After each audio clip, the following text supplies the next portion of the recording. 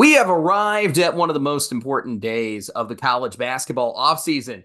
Wednesday was, of course, decision day, where players who entered the NBA draft made the final decision to stay in the draft or go back to college for one more year. Who's staying and who's going to go back to college? We're talking about it all today. Plus, Maddie and I are dropping our annual decision day power rankings. You're not going to agree with us, and we don't agree with each other either. But let's rank who's doing the best in the offseason so far today on the Hoop Southbound Show.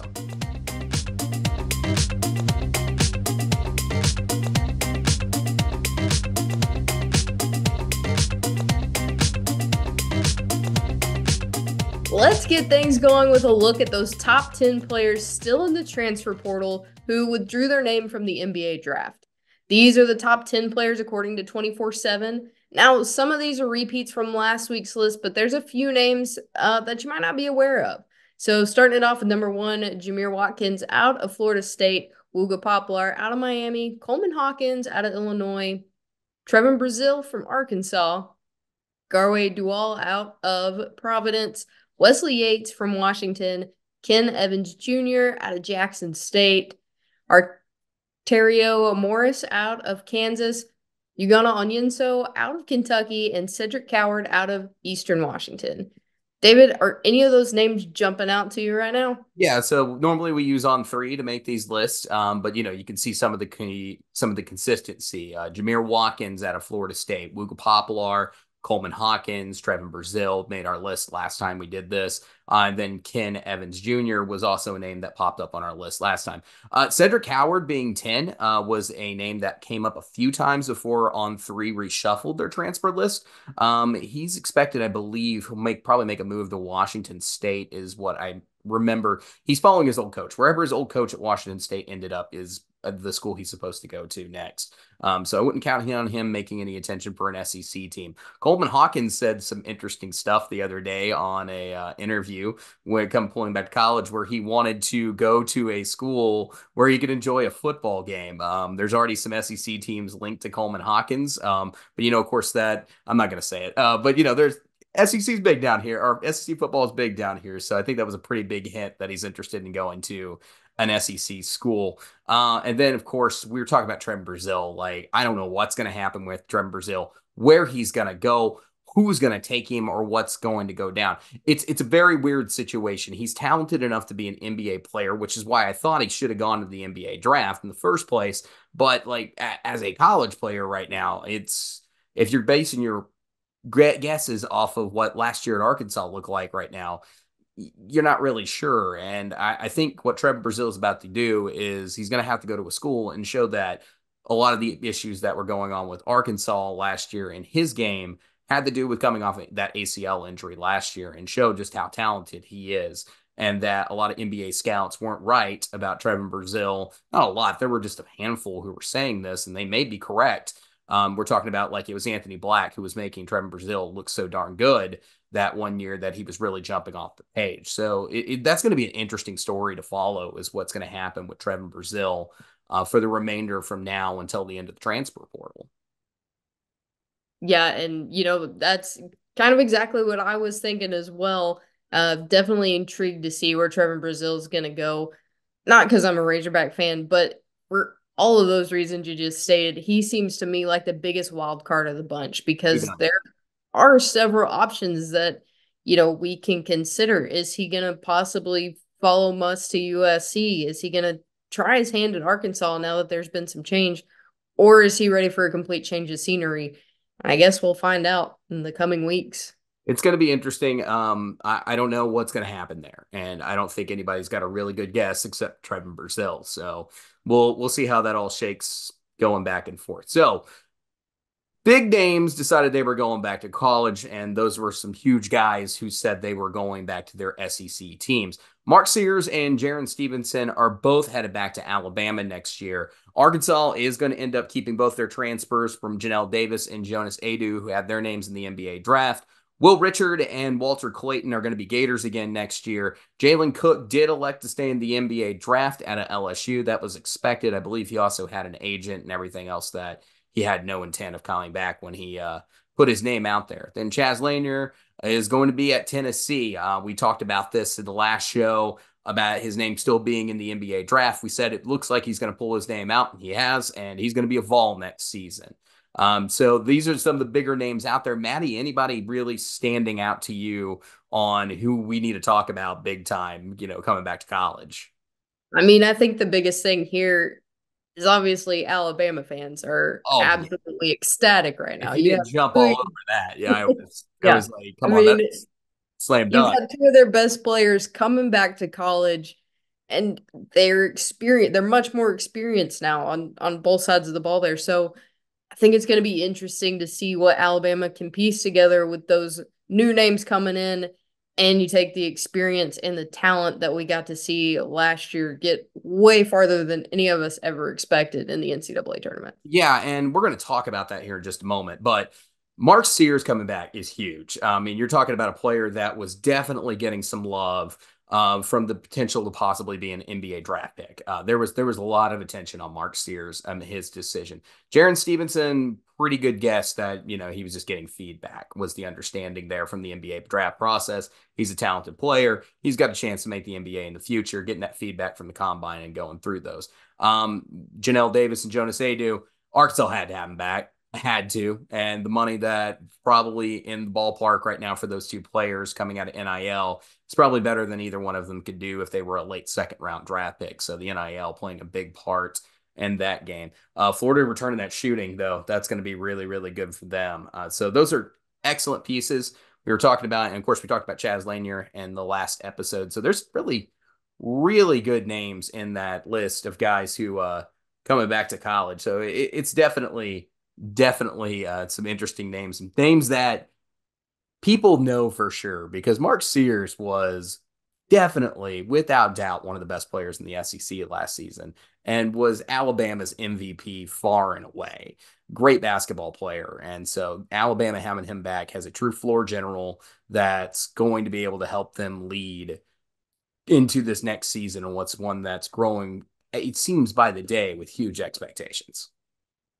Yeah, for sure. Definitely a big piece of news there for Alabama fans and really anybody that's going to watch college basketball because I guarantee you that we are going to hear his name a lot this season, even outside of just the context of SEC. There's going to be some outside talk about Mark Sears being player of the year next year. There's going to be some outside talk of it. It is Zach Edey's out. Dalton Connect was in the running for it, and then Mark Sears was right behind Dalton Connect for SEC Player of the Year. So like it was closer. That was your second best player in the SEC. Mark Sears coming back with another year of college, proving that he's an NBA player. It would not surprise me if his name is somewhere on a mention list right now for Player of the Year. So on some, whether it's a media one or Naismith, I don't know, but we'll see. Speaking of players of the year and kind of seeing where things are going, this is the funny thing. As big as decision day is, that's pretty much 90% of the conversation. So this is probably the most stable we're going to see these rosters as we move into preseason. There will be a few additions here or there, but we're done. Except for the biggest question: how good is my team going to be next year?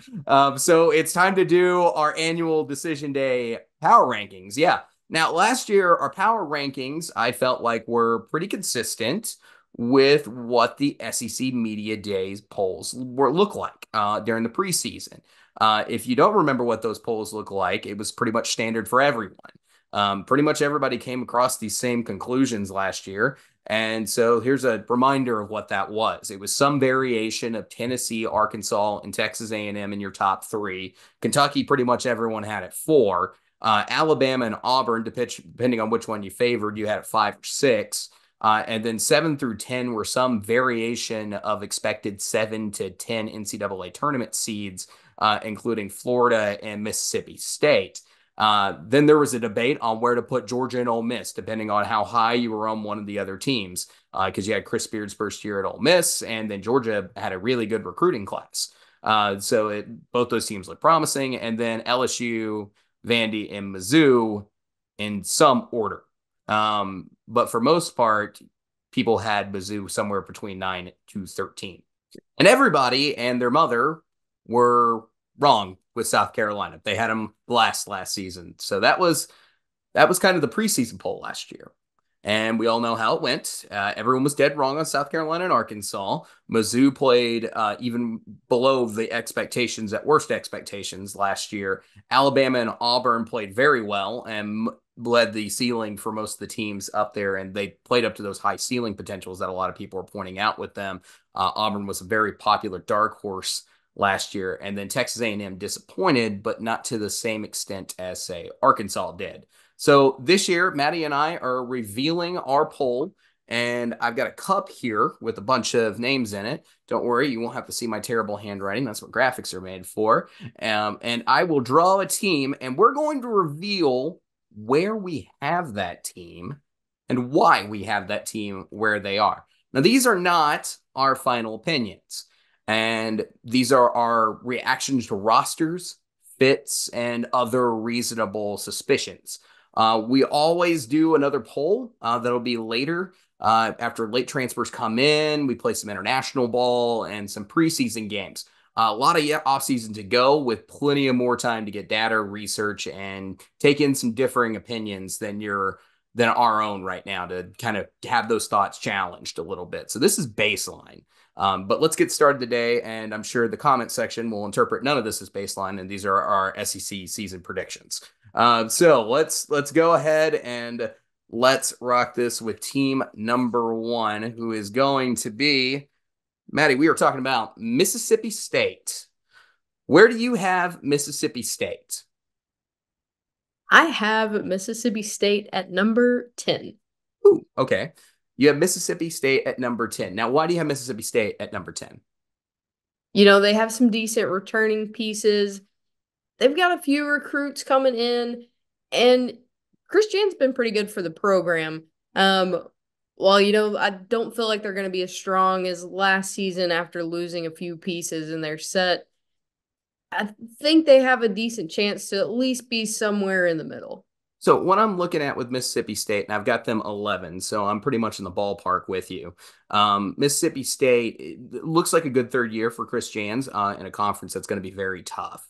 So looking at this, the biggest name that I take away from this and start making question marks all over my paper is losing Tolu Smith. That's a big loss for Mississippi State. And then you lose your other significant front court player in DJ Jeffries, who's also out of eligibility. And then Jimmy Bell Jr. is also out of eligibility. So where's last year's team? Now, Josh Hubbard's back. Josh Hubbard's extremely talented, and we know how good of a player he is. And then Cameron Matthews got close to putting up 10 points a year last year. So when you look at Mississippi State's roster, and I kind of take it all in, this team lost 52.6% of its scoring. So a little over 50%, but that's nowhere the worst in the SEC. It's more question mark. What are these 3-star guys like Warren and Paymon? What kind of impact are they going to make on this team? Can one of them be a Josh Hubbard? Is Chris Jans that really good at finding 3-star guys with NBA talent, possible NBA talent, and pulling them in? And then you're going to need guys like Kanye Collier to come in and be really good. Same with RJ Melendez and Riley Kugel, who was a fantastic late addition for Mississippi State. And I may have not even fully evaluated the impact that Riley Kugel could have on this team with extra minutes and great potential there. So Riley Kugel's an excellent player that Mississippi State's added. But I've got them at 11. Pretty confident their ceiling's higher than that. But as my impression is right now, I would have them at 11. All right, team number 2. Here we go. So Mississippi State off the list. We are rocking Tennessee. Maddie, where do you have Tennessee? I have Tennessee at number 3. I also have Tennessee at number 3. Okay, so we're thinking the same here on Tennessee, but I'm wondering if it's for the same reason. So what's your reasoning? I mean, Rick Barnes got further than anybody expected him to get last season because of Rick curse. He lived up to my expectations. I said this team had Final Four potential. Elite Eight looked like it was on the table for Tennessee, and they would win the SEC. They were my SEC my team to pick to win the SEC. I got Tennessee right last year, so after a year of getting them wrong last year. But Tennessee, yeah, really good team last year. Yeah, I mean, you look at like we talked about Chaz Lanier, one of the best players that's coming back to college basketball is going to be playing for them. Um, have some good recruits coming in again. Although they lost two of their best players, when you take a look at Dalton Connect, Santiago Vescovi ran out of eligibility. But with a team that's got some experience still under their belt, I think they're going to be able to, keep up with the top ranks of the SEC. Tennessee is this team right now in my head that I'm waiting to disappoint me for next season because I'm too high on them. And the reason is that I think you hit part of the key point here. Dalton Connect, Santiago Vescovi, which Vescovi wasn't a huge part of the team last year. We expected more out of Vescovi. But those are big losses in your backcourt, and then in your front court, you're also losing Jonas Adu, who's going to Arkansas next year, and Tobe Awaka, who's going to Arizona next year. So those are very, very important pieces for Tennessee, altogether in their roster. What's left over is still pretty darn good. The percentage of their scoring they only lost was 68%. So those were with four huge players out the door for Tennessee. They still got Zakai Ziegler. They still got Jordan Gainey, who was close to 7 points a game last year. So those are really good players. And the guy that you're going to have to ask to step up, and I think this is going to be the question mark and why I'll probably end up moving Tennessee closer down to fifth, sixth when it comes to the start of the season, is the question is going to be on JP Estrella. How good is JP Australia going to be next season? That's a big question. And then we're also going to be looking at like what contribution can guys like Bishop Boswell make? 4-star, but well inside the top 100 on everyone's mind. So can he make an impact on this team? And then of course you get freshmen from last year like Cade Phillips and Cameron Carr. How good are these guys going to be? So Chaz Lanier, excellent ad coming in there, and then Igor Milic, excellent ad as well. A lot of scoring potential there. And then Darlin Stone Dubar, he's really interesting. Really great 3-point shooter, put up almost 18 points a game. So there's guys who are going to replace that production, which is why I'm big on Tennessee right now. I think the transfers they got are great players, and we'll see just exactly how much of the production, was lost and how much of it has been replaced. So as long as Tennessee remains a good defensive team, I give them the edge over a lot of SEC opponents because this has been consistently one of the best defenses in the SEC year in and year out. So I've got them 3 right now. So I'm with you on that. All right. The next team we are talking about here, we are going with Auburn. Maddie, I'll go ahead and lead because started this out. I have Auburn second right now. I have them as my number 2 team.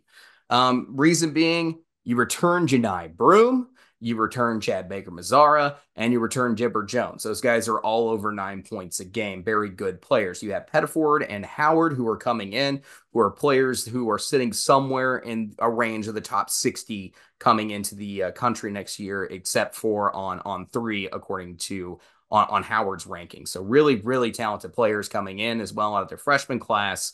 And then you got J.P. Pegasus, excellent player out of Furman. We know what kind of program Furman runs, and it's one that can beat a lot of teams. And Miles Kelly, we talked about last week, another very, very good player who is a consistent scoring threat. Maybe not from 3, but he can find buckets. So a really good scoring threat. And then the big thing that we've talked about, or we were talking about last week, is that this team is going to be experienced. There are no underclassmen on this team other than the incoming freshmen. Very, very deep roster as far as age goes. Very experienced, a lot of talent, and a lot of key pieces coming, or major pieces coming back, like Janai Broom. Obviously, you did lose guys like Jalen Williams and Aiden Holloway and Trey Donaldson out of your backcourt, but that's going to be another concern. Jalen Williams not a backcourt player, but out of the front court for Jalen Williams is the most significant piece you lot. But when you look at what they lost overall, they took one of the lowest hits in the SEC out of their scoring production at only 41.8%. So this should be a consistently good team and one that's going to threaten for, I believe, the SEC championship, regular season championship next year. Yeah, I'll just throw a retweet on that. I've got at number 2 as well. Basically for all the same reasons. Big one there for me, Janai Broom, Chad Baker-Mazara.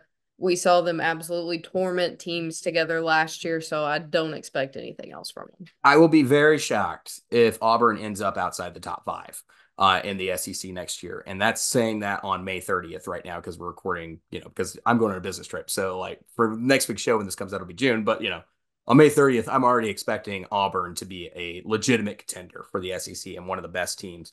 Shocking it to me if they do not end up top five or better. All right, next team. We are going round and round, and here we go. The next team we are talking about is Oklahoma. Hello, old Big 12. Hello, SEC. Where do the Sooners fit in, Maddie, in their first year in the SEC? Well, I have a feeling we're going to have some new watchers of Sooner Nation who are not going to like me very much, but I've got them at number 14. I have Oklahoma at number 15. Okay, So they're not going to like either of us. they're Great. not going to like either of us. And I have reasons, like I have reasons here to not be big on this Oklahoma team. But let's go ahead. Let's talk about your thoughts first. I mean, you've got still a newer coach, a program that's moving up into the SEC that's already been so competitive. They played in a tough conference, though, last year, Maddie. They did. But how did they do, That's David? exactly the Conference where I'm. last year. Yep. And Yep. that's kind of where I was going. We saw them get hot in preseason. They beat some good teams, but as the season progressed and they started playing those tougher teams when it came to the Big 12, you kind of saw them fall flat on their face.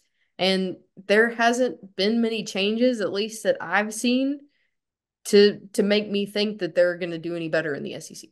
Yeah, I'm a little hesitant on my thoughts on Oklahoma. Now, I've got them very low to start. I expect I'll end up moving them up a little bit as time goes on, but my initial thoughts on this Oklahoma roster is that there's out of this transfer class, the biggest name you got is Duke Miles. Duke Miles, huge player. We talked about Duke Miles earlier, great basketball player and one they seriously needed. They added a couple other guys who are really good, but not anybody who's really just a massive get out of the transfer portal. Jaden Jones is talented. Bryson Gooden's talented. And then Muhammad Wagi is also really talented too, who transferred from Alabama. But none of these are just anything that's going to compete with the upper tier of the SEC.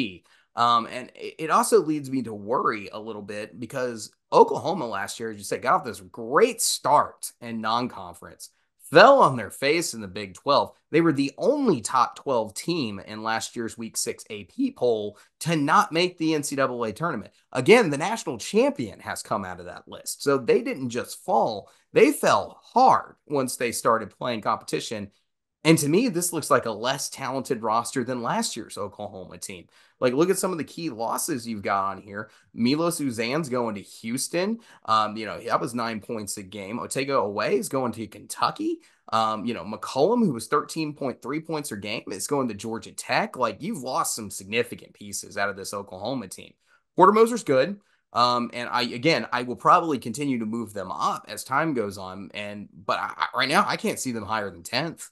I can't see this team higher than 10th in the SEC. And I know there's going to be this Big 12 thought process that, my brothers are Texas fans. They think and 100% think the Big 12 is the best conference in college basketball.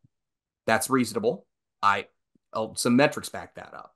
But the SEC has gotten steadily better every year and is closing that gap significantly. And this year even looks better than last year. And last year was not, Arkansas, who is a perennial one of the teams you expect to be in the top 6 of the SEC, nowhere close last year. Nowhere close. And so I would expect this year to be a much tougher SEC because Arkansas should live up to what their normal expectations are, being somewhere in the top half of the conference, even in a bad year. So as far as Oklahoma goes, they're walking in from one really tough conference to another really tough conference and one that's getting better every season and one that's going to make a lot of offense, and you lost a lot of scoring production. So I'm just not 100% behind this Oklahoma team as it stands right now. And again, we'll see, but that's my impressions right now. All right, the next team we are going to, hey, speak of the devil, it's Arkansas. Since we were just talking about them, I just threw them back at the cups. I'm going to take them out real fast. There we go. It's Arkansas. All right, Maddie. I'll start with Arkansas because last year I was big on the Hogs. We were all big on the Hogs. I And think I was even bigger on the Hogs than you, and the yeah, Heartbreak Hogs were at it again last season. awful last year. Just absolutely awful. And let's just hit some blunt force trauma facts about Arkansas. Because while expectations aren't as high as Kentucky at Arkansas, they're still pretty high. So we need to hit some blunt force facts about this team. Arkansas scoring production lost is the second worst in the SEC coming into this season at 99.96%. So 0.04%. That's it. Now, if you're not from Arkansas, you're Way to probably go, going, Love. yeah, who is the 0.04% of scoring production that they didn't lose? Let's go Lawson Blake. you know, let's go walk-ons out here. Yeah, you get your free throws or whatever. I forgot how he got his points. I think it was from the free throw line. But yeah, that's all you retain. So this is a brand new look Arkansas team with a brand new head coach. With John Calipari coming over from Kentucky. They're currently, as we're talking right now, got 5 spots open. We do know, as we were talking about, that there may be changes coming, and Cal has said that there is one more player that he's really looking for to fill out this roster. So when we look at this team, I've got Arkansas, and I've got a feeling I'm going to move them down. But right now, I've got Arkansas sitting fourth in my projection. And the reason is I have a very clear picture about the talent that Arkansas is bringing in. It's high quality talent with Jonas Adu, Janelle Davis, and then 3 guys who are all sitting somewhere in the top 35 to 40, depending on which recruiting website you take a look at. And they're all really, really talented guys who can play 1 through 3, depending on the guy you're talking about. And Boogie Flan looks like he's going to be one of the most talented freshmen in the SEC next year. And then Cal does well with these players. I'm still concerned about age, and I'm also concerned about just depth is going to be a problem for me with Arkansas. But it looks like a really, really good team. Maddie, your thoughts on that? I've got them fourth. I can see them being sixth, fifth or sixth, maybe even seventh. So I've got them right in the middle of your prediction. I've got them at number 5, for several of the reasons that you mentioned. My big concern with Arkansas, like you said, depth. I mean, if Cal's only looking for one other decent player to fill out the roster and they've got 5 spots left, injury is rampant these days. Who knows what's going to happen? So, like you said, I could see them falling down even lower if we do have some unfortunate news come out before season or even mid-season. Um, but there is a ton of talent, a lot that followed Coach Cal from Kentucky. You've got a lot of talent coming in, and then you've got that experience that's also being transferred in, and Jonas Adu and Janelle Davis going to be huge pieces for the Hogs, and I think that they're going to operate well under Cal's system.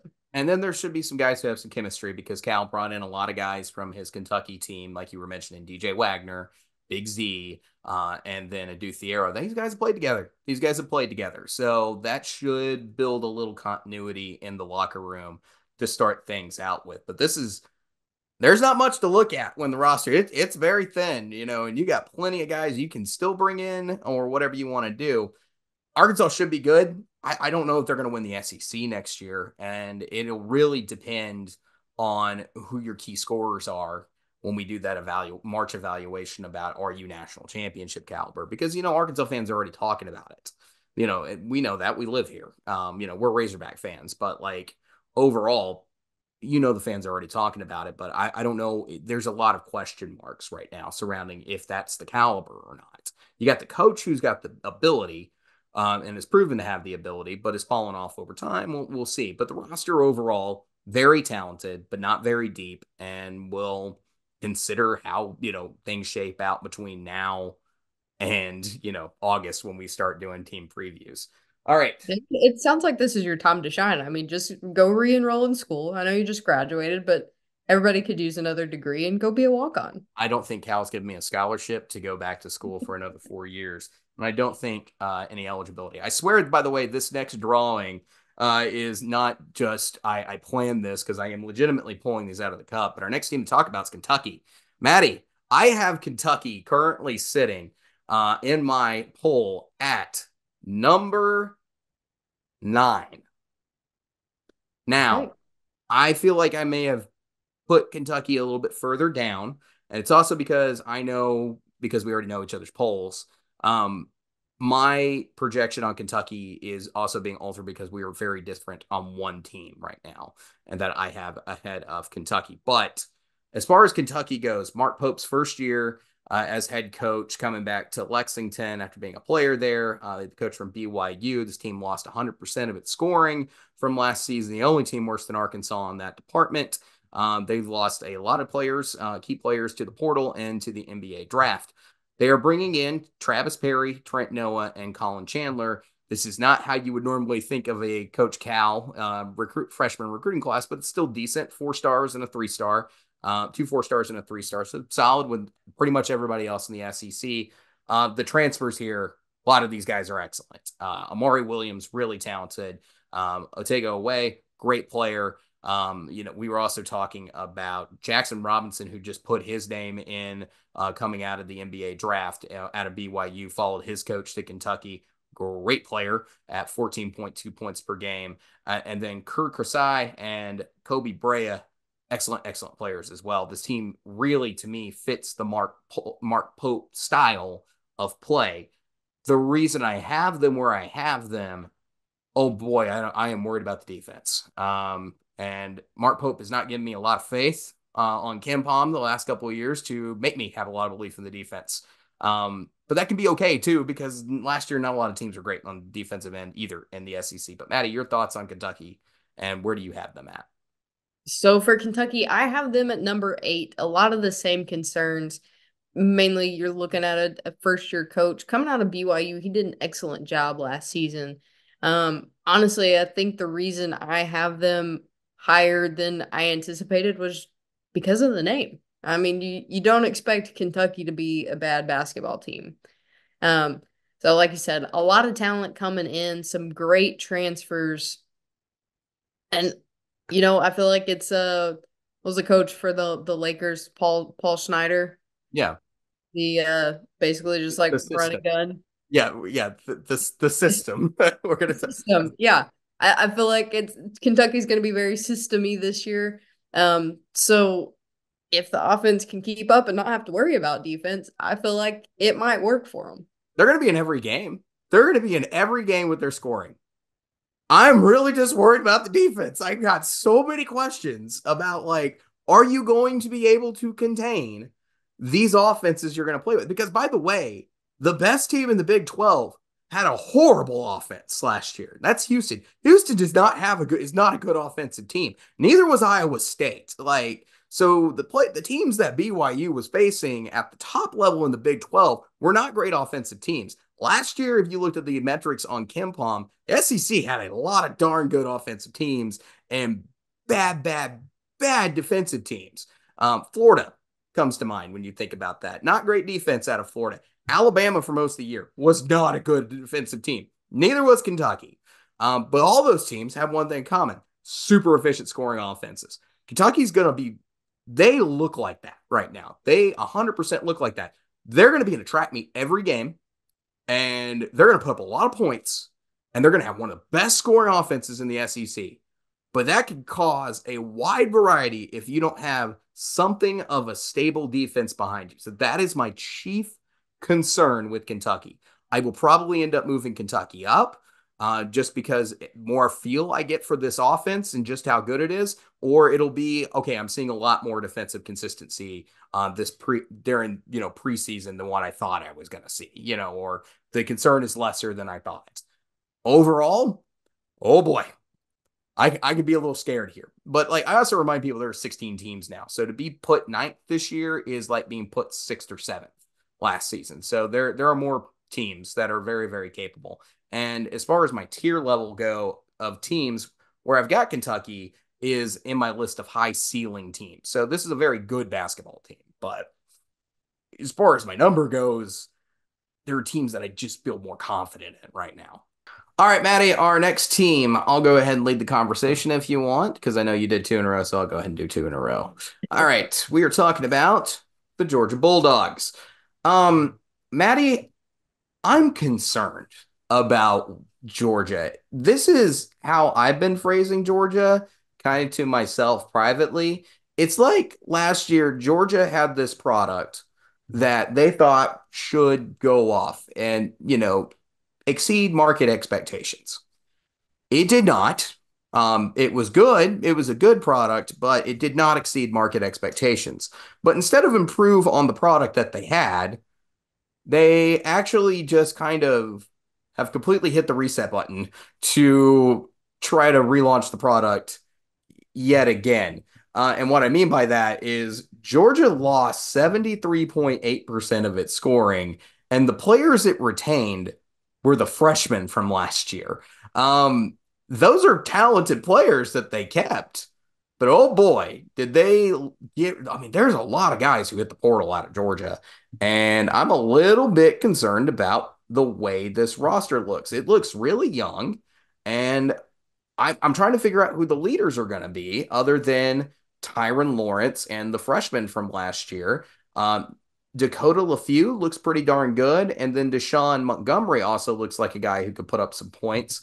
But again, Montgomery's only a sophomore, and then there's also, not, like I said, not a lot of experience on here outside of LaFew and Lawrence on this team. So I've currently got Georgia sitting on my picks as much worse than I would have anticipated having Georgia.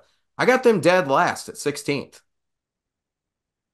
Okay, David. That's Shock for me, I know, because I was big on Georgia last year. yeah. Very big on Georgia last year, but I just don't see the roster consistency for me to have confidence. Okay. Well, I've got them at number 12. Number Um, 12. Okay, so you're bigger than me. yeah, a little more faith in Coach White and what he's got going on down in Georgia. And a lot of that reason is because of the freshmen that are returning. We saw them grow quite a bit last season, although, not as much as they probably needed to be where we originally thought that they were going to be. Like you said, they've got a little bit of experience coming in, not much. But I feel like they might be able to salvage, some of that talent and experience that they gained last year and capitalize on at least a little bit of that. Well, I would expect growth. I would expect growth out of the freshmen. Certainly would. Blue Kane's an excellent basketball player. I've got high hopes for him. Same with DeMurray. DeMurray's a really good basketball player. Both guys are, they were putting up near 10 points a game. Blue Kane can shoot. He's athletic. But again, Tyron Lawrence, I can see a starting five. And then Asa Newell should be a pretty good player. Santos Arell is really raw, from my understanding. So that's kind of a loss. Not a bad situation. He's going to play a lot of minutes, but I don't know how they're going to be in the front court overall. Is another thing too with Georgia. So I'm just not seeing it. I'm just kind of I'm almost like this almost feels like a relaunch to me of the Georgia app to make the NCAA tournament, and like Mike White's almost trying to put it off for another year to try to get this team a little bit better. I don't know. I don't know. I don't 100% get it. But it's been going good for 2 years for Mike White. This seems like an odd step back, an odd step backwards, and maybe things just didn't bounce the right way in the transfer portal or something. But I'm lower on Georgia. I got a feeling though, like you got them at 12. I can almost feel myself moving Georgia up, possibly a couple of spots. But these are right now, Oklahoma and Georgia are my only teams that I don't have any real thought of them making the NCAA tournament. And that's how deep this league is this year, too. And I think that played also an impact on where I was thinking about Georgia for next season, is because I just don't know if they're going to be good enough with everybody else. Kind of the same thought process we had with South Carolina last year that turned out not to be true. But, for this team's different because of how young this team is. All right. The next team, one that I think me and you should both be kind of somewhere in agreement on, LSU. Maddie, what are your thoughts on LSU and where do you got them? They returned some players. They lost some of their biggest players. They did indeed lose some of the biggest LSU players. is sitting near the bottom of the barrel for me at number 15. Yeah. So I've got LSU in my poll sitting at 12. So LSU, as you mentioned, missed a lot of talent gone. Jordan Wright, 15 points a game. Will Baker, 11 points a night. And both those guys, Jordan Wright and Will Baker, were averaging right around 5 rebounds a night. Trey Hannibal's gone. Hunter Dean's gone, which isn't a big loss. But then Jalen Cook was the guy who really started getting the turnaround going on for LSU late in the season last year when he got his eligibility and ability to play. Overall, when I look at LSU's roster, who's going to be the guy that takes a step forward for LSU this year? Who is that going to be? And maybe the answer is going to be Jordan Sears out of UT Martin, someone who could put up 21 points a game. That would be who my initial expectation of who might be a big star in this team is. And then also Cam Carter. But I don't know if they're just going to jump, anywhere astronomically higher than what they were last year. So to me, it almost feels stagnant this season for LSU. But they're giving me kind of weird vibes too that maybe I'm underselling them a little bit. Okay, I could see that. It's one of those things when we get into this situation of our way too early polls. There's a lot of these teams that we haven't seen because it's a whole new team. Yeah, So it's Corey one Crest. of the dangers. Yeah. Well, that's why I'm like, this is baseline. This is not well, these will not be our final thoughts at the end of the year, but or when we get into preseason time. But like, who's gonna be that guy? One guy I complete wild card here on LSU. Corey Crest. Corey Crest at 6'8" was a freshman. He came close to making our freshman 15 last year when we were doing our assessment on the incoming freshmen. And Corey Crest was really close. He got redshirted last year. Maybe Corey Crest has a really darn good year after sitting a year out and just getting, taking his red shirt time and everything else. And then can we expect more out of Damian Collins, who is also medically shirted? He's going to be a junior next season who's played 4 years of college basketball. What kind of impact can he make? And then, Terrell Ward, Jalen Reed, there's a lot of guys here who have chemistry together too. So LSU's a team that it almost feels like their ceiling's around ninth, really.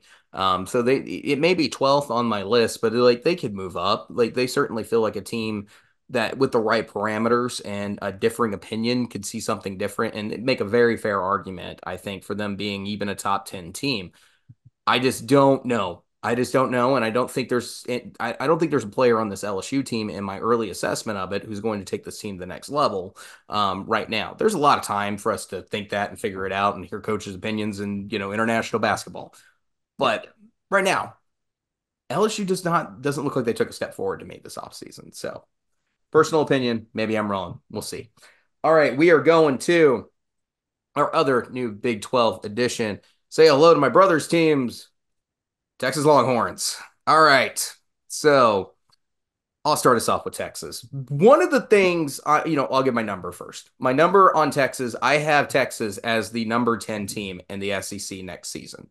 I'm going to take a drink of water here because I feel like either my brothers right now are doing one or two things. They're either celebrating that I agree with them that Texas basketball is now nowhere the same level that it was under Chris Beard, or number two, they're right now hating on me for hating on Texas. But when I look at Texas, so Texas's roster, looking at the scoring, they lost almost 80% at 79.0 for their scoring production loss last year. And a big reason of that is Max Abmas, who was a very key player for Texas last year, and Dylan Dessou, the Vanderbilt transfer who came into Texas, another great player. Both those guys were averaging over 30 points a game. Now, 10th is not an insult to me when it comes to Texas by any means, just because of how much deeper the conference is. And I think we're going to get over 10 teams in the NCAA tournament next season. That's right now, that would be my impression. So to me, I'm saying that Texas is an NCAA tournament team. What they've added in that backcourt may be one of the best in the SEC.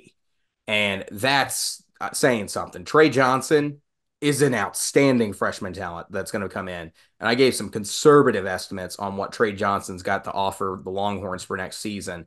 And then we're talking about Tremont Mark, who was one of the best players on one of the worst teams in the SEC last season in Arkansas. who could put up 16 points a game and was a decent three-point shooter. Jason Kent, who's over that 36% three-point shooting threshold. And then the point guard that they just brought in out of Oregon State, the junior Jordan Pope, very talented, almost 18 points a game, shooting extremely well, also over that 36% three-point threshold. Great players all around in that backcourt. My concern right now with Texas is that front court does not look anywhere as good as that backcourt. If Texas had the backcourt that or the front court to match the backcourt even proportionally, I would have them top five. That's how good that backcourt is. That front court, it just I don't know where it's going to come from. Shedrick, 7.7 points per game, 3 rebounds a night. And then Weaver, no, Weaver's not a name on that front court. Yeah, Owen Maya, Pryor. I just don't know. There's a lot of concern for me in the front court for Tech or in the front court for Texas because it honestly there's not a dude over 6'9" on this team outside of Shedwick. Like that's it. Outside of Shedrick, that's it on Texas. Guys over 6'9". Very small team, going to be doing a lot of shooting of the basketball coming in. And even the freshmen, there's only one guy 6'9" coming in, and he's your worst one. And that is four-star Nicholas Cody, who might be fighting for minutes. But maybe he'll get a lot of playing time as thin as that front court seems to be for Texas. So I got Texas 10, primarily built off of how good that backcourt looks.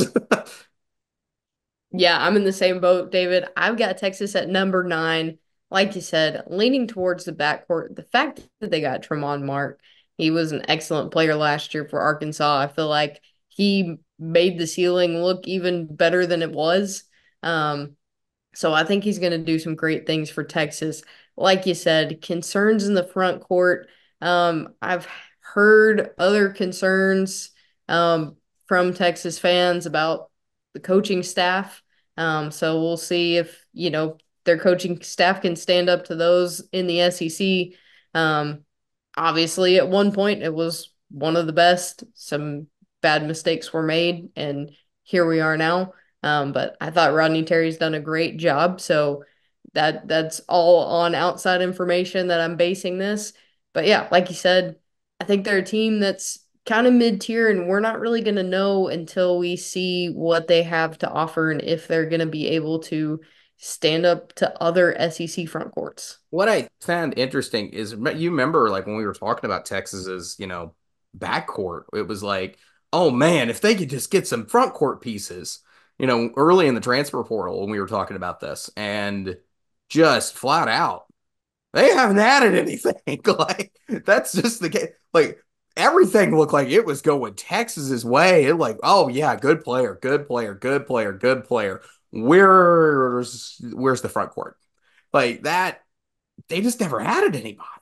And so, like, they got to have some extreme faith on the guys who were in here. There was an NIL situation; they didn't have enough money to get the guys they needed in there, or just flat out, no one came. They didn't win the recruiting battle. So, at the end of the day, we know where the concern lies with Texas right now. So, we'll check it out. But when we do our top 5 front courts of the SEC, if Texas doesn't do anything between now and then, they ain't gonna be on that list. They're going to be on the bottom 5 list. They're gonna be on the bottom 5 list when it comes to front courts.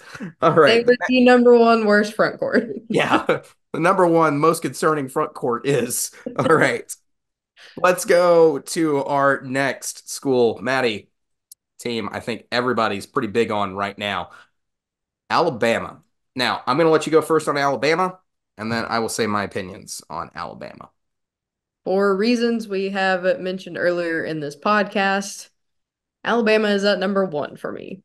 Like Mm-hmm. I said, we got Mark Sears, who is a possible player of the year in the SEC, maybe even outside. I think we're going to hear his name a lot. We got Jaron Stevenson back, and they have a great recruiting class. They're coming off a fantastic season, better than a lot of people expected them to finish. And I think Nate Oates is just now getting hot. So it's going to be interesting to see what he's going to be able to do with this Alabama team this season. Yeah, no, the freshmen look fantastic. Let's start there. You got five-star Darian Reed coming in. You've got Aiden Sherrill, Nas Cunningham, and LeBaron Fineland coming in. A lot of good, talented players. Evan Maya loves Aiden Holloway, who transferred in out of Auburn. Houston Millette, another great player coming out of Pepperdine, can shoot the ball. You look at the field goal percentages, they brought in two more guys who shoot over 40% from three. Yeah, it's not just going to be the Mark Sears show shooting from three, which it wasn't last year by any means, but, he definitely was the star. Alabama did lose some things. They lost 45.5% of their scoring production. And that's because guys like Sam Walters, Griffin, and Aaron Estrada all moved on. Estrada also out of eligibility was why he did. But overall, that's a low number compared to a lot of teams in the SEC. It's a solid number. And if anything else, Nate Oates has been consistent every season. So I've also got Alabama number one. Now, this is my opinion. They are not as gapped number one, in my opinion, as what everyone else thinks they are. That is my thing. I don't think they're that team. And the reason is the guys that they brought in conjunction with the guys they are returning, I don't think they improved that defense that much. And that leaves me a lot of concern. Evan Maya kind of backs this up a little bit too. The guys that they brought in were not elite defensive players by any means outside of Amori. So in that regard, I'm a little concerned about the defense because there's going to be a lot of teams who may not be able to keep up with them offensively, but there's going to be a few teams who can. And if they have good defense and can shut down Alabama, in some fact, you don't shut down Alabama, you slow down Alabama. If you could slow down Alabama, you can win. So I don't think that gap is just massive, like a lot of people are trying to portray it to be right now. Because right now, I don't think Auburn's that far from behind them, and I think Auburn's a much more experienced team and has a better home court advantage than Alabama. So to me, this is going to be a much tighter race than what nationally is being given credit to it on May 30th. But Alabama, for all intents and purposes, looks like the best team in the SEC right now because they surpassed all expectations in March and they surpassed their preseason ranking again. And Nate Oates has been, if nothing else, consistent as one of the best coaches in the SEC. So, very, very good looking team that Alabama's put together. All right. The next team that we are looking at here is you got with Vanderbilt, Maddie.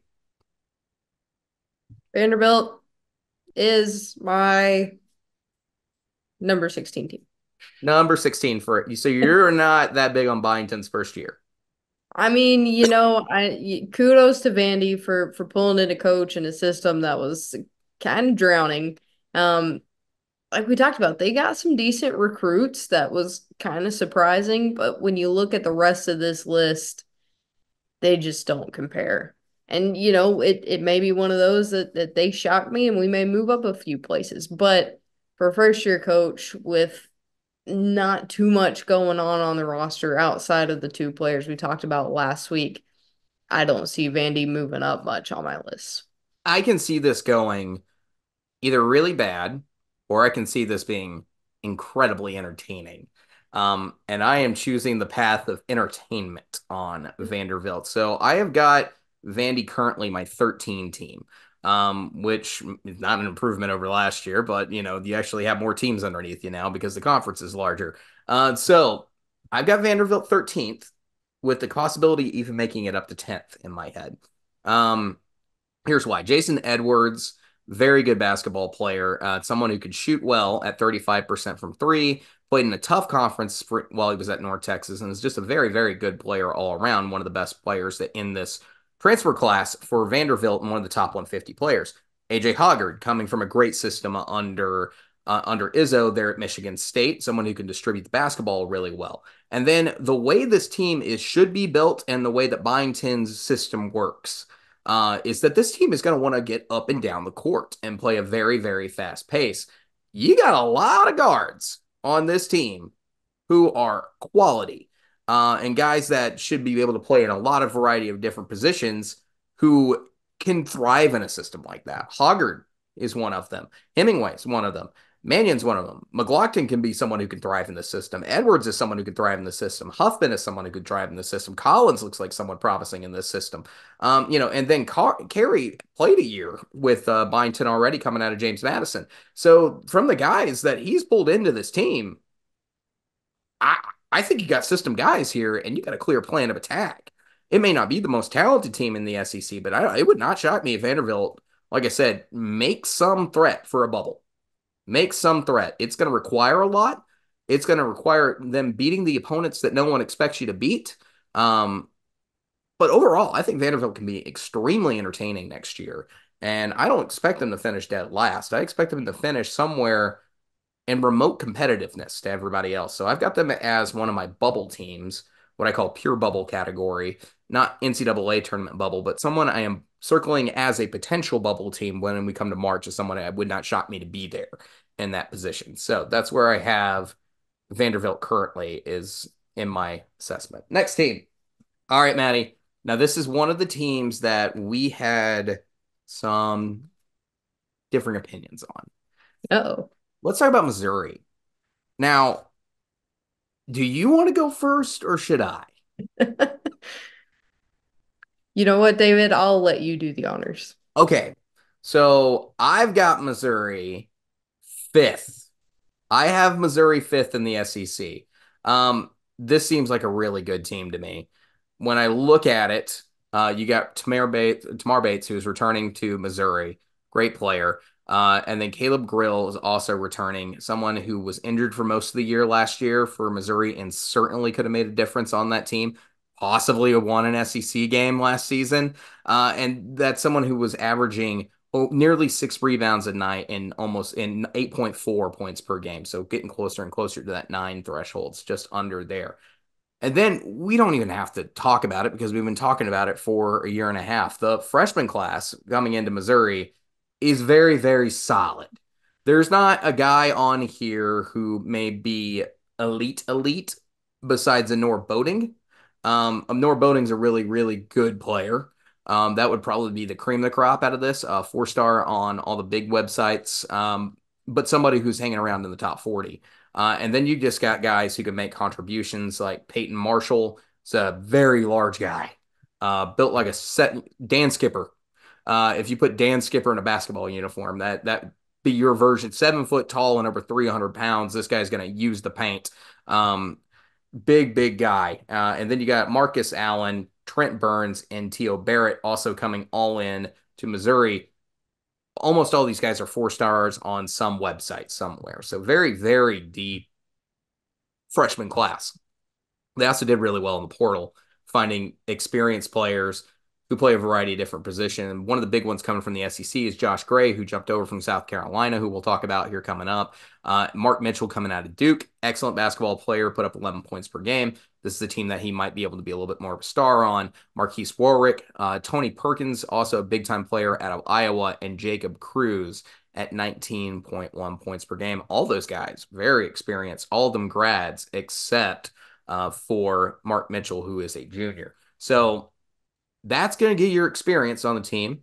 You got a ton of talent on the team coming in, and then you got some consistency on this roster from previous Dennis Gates teams. I'm big on Missouri, and I got them fifth. Maddie, what are your thoughts?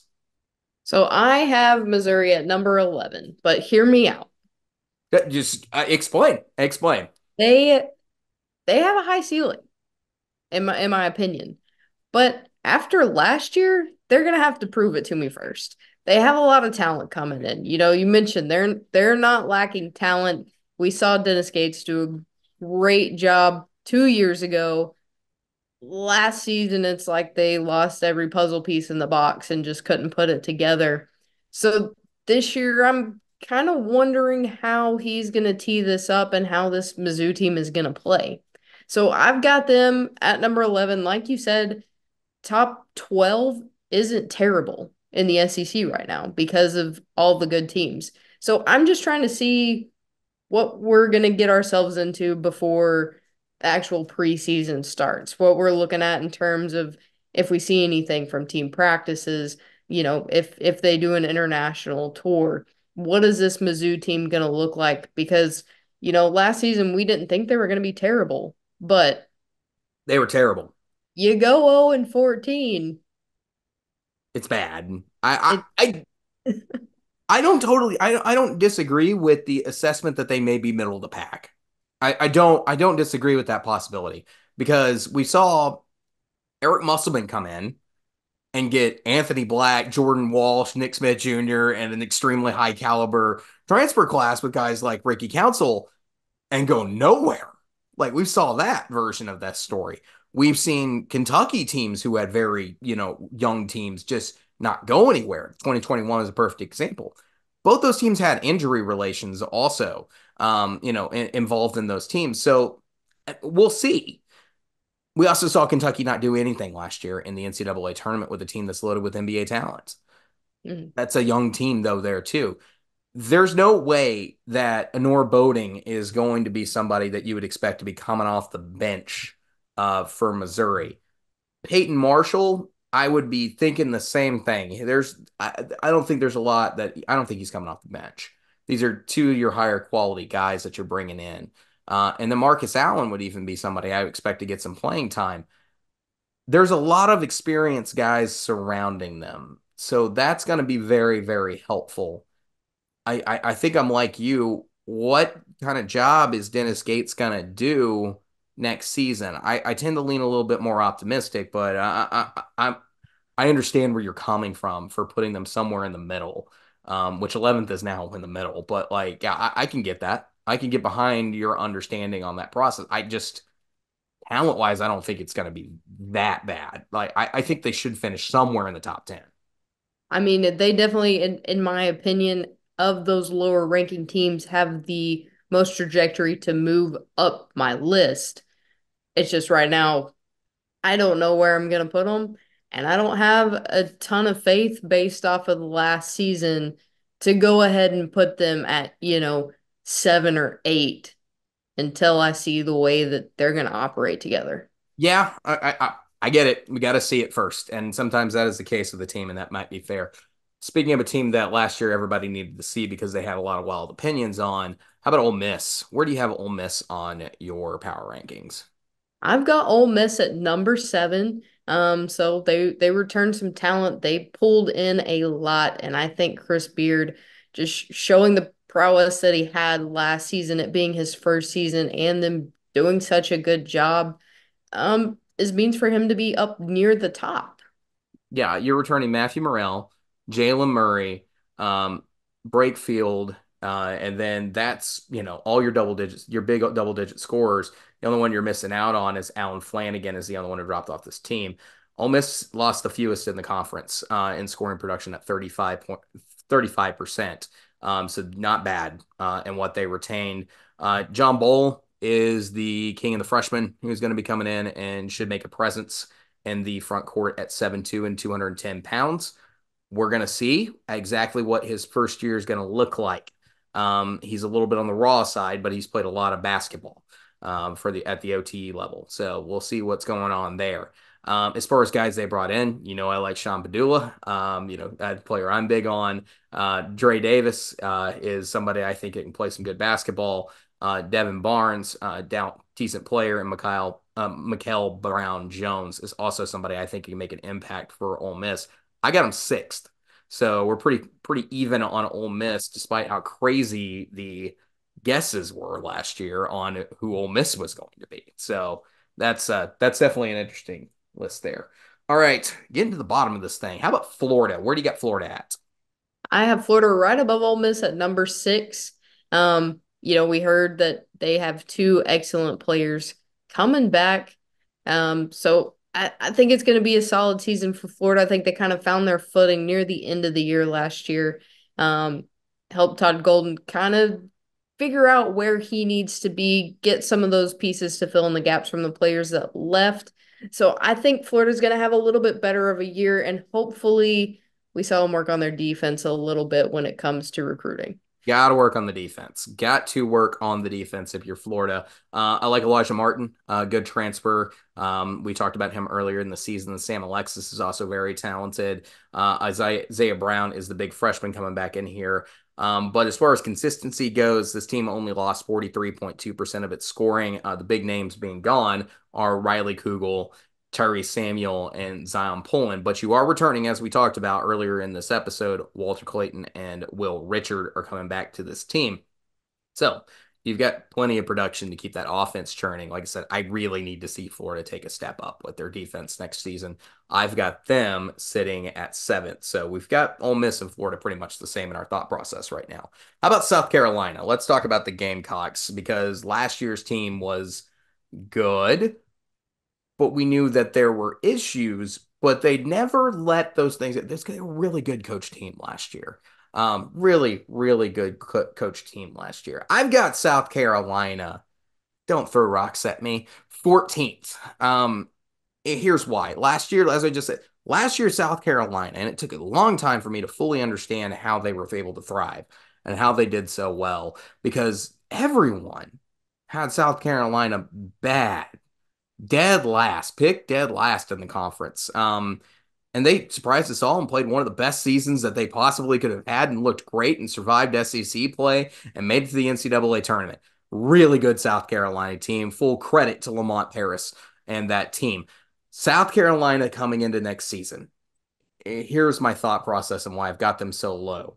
BJ Mack, Talon Cooper, Michi Johnson, Josh Gray, all those players out of eligibility or hit the transfer portal. And those were your biggest contributors last season.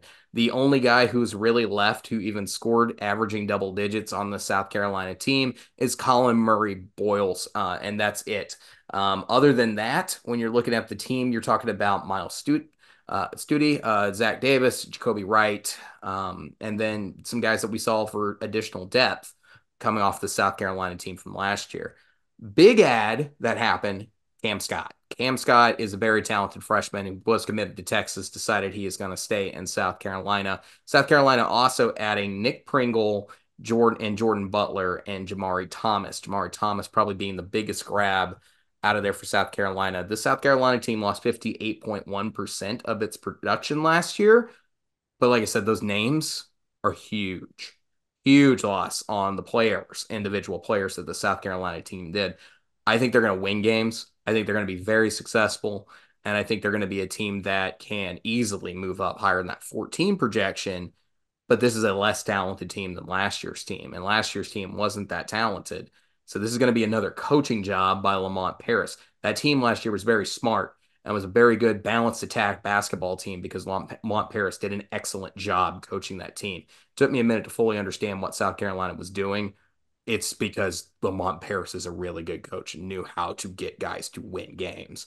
And they were able to beat a lot of teams they shouldn't last season because they were coached that well. Maddie? Yeah, I mean, it's like you read all of my notes off of my paper. I've got them at 13 though. I could see them moving into the end of the top 10. If some of those transfers work the way I think they're going to. But much like Mizzou, I need to see this team in action. They've just lost so much that it's hard for me to imagine it going similar to the way that it did last year. Yeah, I think it's going to be a tough ask. I think it's going to be a really tough ask. I'm not picking them dead last by any means because I don't think that's on the table for Lamont Paris. I think he's too good of a coach. I just think this is a less talented team than last year's team, and missing those key pieces is going to matter. It's going to matter. So unless you have somebody who steps up for you, but overall, not the same thought process on South Carolina. They changed a lot of opinions in my mind last year. We'll see if I move them up when we get closer to season time. Let's talk about the last team on the list, Texas A&M. Finally got there. Finally got to all 16. Maddie, this is another team we disagree on.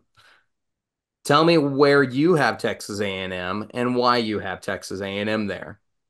Let me get in here and just say this. I don't have Texas A&M at number 4. I have Wade Taylor at number 4. So the Texas A&M Wade Taylors you have at number Yes, 4. Okay. Wade Taylor himself is at number 4. I just think Buzz is going to do a great job this year. I have a feeling that they didn't live up to expectations last year. They're returning their star player. They got some good names coming in, And I think he's going to be able to get it done. While I think they may fall down the list a little bit, I'm going to go in hot and heavy on them early and say that they're my number 4 team. Okay. I've got Texas A&M at number 8, and I've got them at number 8 because I just questioned the amount of cap that is there. Like, how much better can this team be? Because this is almost the exact same team, except you lost Boots Radford. And what you've got coming in can be good. You got good, like Zert Phelps could be a good player, and CJ Wilcher could be a good player. I am just concerned that this is a team that's going to hit its stride, and I expect them to finish somewhere in the middle upper tier of the SEC and just not be the best ever, by any means. So like that's my guess on Texas A&M is I've got them somewhere in the middle. So I'm going to hit them up at 8th. Hey guys, if you have not liked and subscribed to the Hoop Southbound show, please do. We would greatly appreciate it. And if you just totally flat out disagree with all our power rankings, please drop us a comment in the comment section on YouTube. But guys, we will catch you next time where we're going to be talking a little bit of NBA draft. Thank you guys and have a great night. Thanks, guys. Have a great week.